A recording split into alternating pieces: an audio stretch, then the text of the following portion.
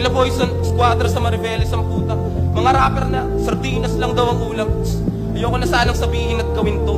Ang kaso, sumusobra na kayo kaya nababad trip na ako sa inyo. Di ako magbibigay ng respeto kahit milyon pa ang tinadala niya.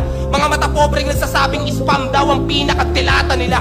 Mga namimili pa ng itatae at nabubuhay ng ilang dekadang tanga. Habang ako'y nabibilang sa mga taong namamatay ng dilatang mata. E di sige, kayo na rich kid. Kami na tong sardinas lang ang ulam. Tumidiskarte, sumasahod. Pag naubos, nangungutang. Kumakayod, napapagod. Sumisweldo, pero kulang. Di naman kasi kami kagaya nyo, mga irresponsableng umaasa sa sustento ng magulang. Hindi marunong tumayo sa sariling mga paa. Mga walang paninindigan. Samantalang ang iba'y nagmimistulang alipin ng paninilbihan. Walang masama sa pagiging mahirap, lalo na kung nagsisikap gaya ko. Pag ako yumaman, okay lang. Pag kayo humirap, kaya nyo? Di ba hindi? Kaya kung usapang pera, sige, panalo ka na apno. Yung dalawang ulo mo, 500. Yung dalawang ulo ko, 10.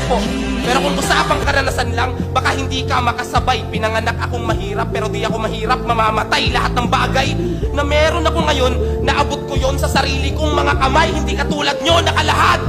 Paalamunin, palibasa, panay karangyaan lamang ang tinamo. Sinabi ko na yung kahinaan ko at wala nang rason para itanggi pa to.